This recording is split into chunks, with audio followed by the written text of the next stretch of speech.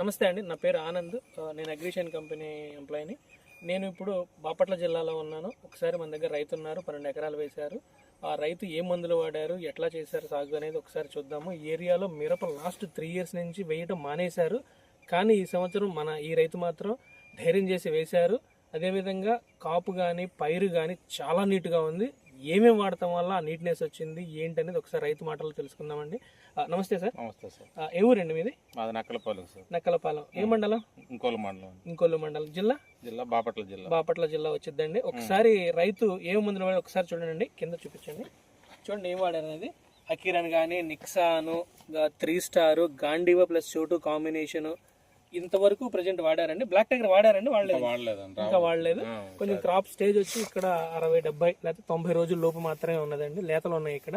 ఒకసారి ఆ పైరు చూద్దాం, చూడండి ఎలా ఉందనేది. ఒకసారి ఫీల్డ్ కూడా చూడండి రైతు ఫీల్డ్ ఎలా ఉందనేది, ఎంత హైట్ వచ్చిందా, ఎంత నీట్గా ఉందనేది కూడా మీకు కళ్ళతో చూసుకోవచ్చండి.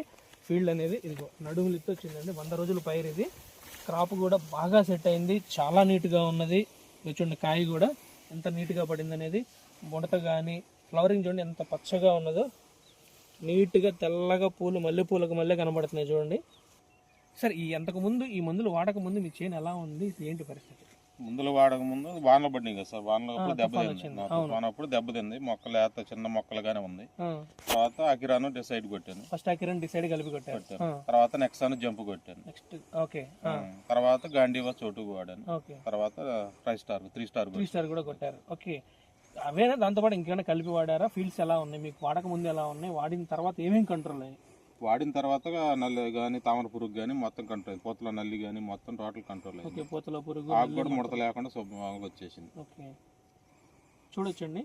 చూడు ముందు చుట్టూ చూడండి ఎలా ఉంది నీట్గా. చిన్న చిన్న పిందెలు, పూతలు తెల్లగా, ముడత లేకోకుండా ఫీల్డ్ మంచి హైట్గా నడుమెత్తు వచ్చిందండి 100 రోజుల క్రాప్కి.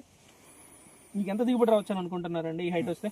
మేము ఈ హైట్ వస్తే సార్ 30 క్వింటాల్ అయింది. 30 క్వింటాల్ అయితే అయింది. మంచి రేటు కూడా ఉంది ఇప్పుడైతే. మీకు రేటు ఉండటం వల్ల మరి పెట్టుబడి పెడతారు గట్టిగా. పెడితేనే కదా 2 బస్తాలు వచ్చినా కానీ మనకి సరిపోతుంది. అదండి రైతు మాటల్లో. Thank you sir.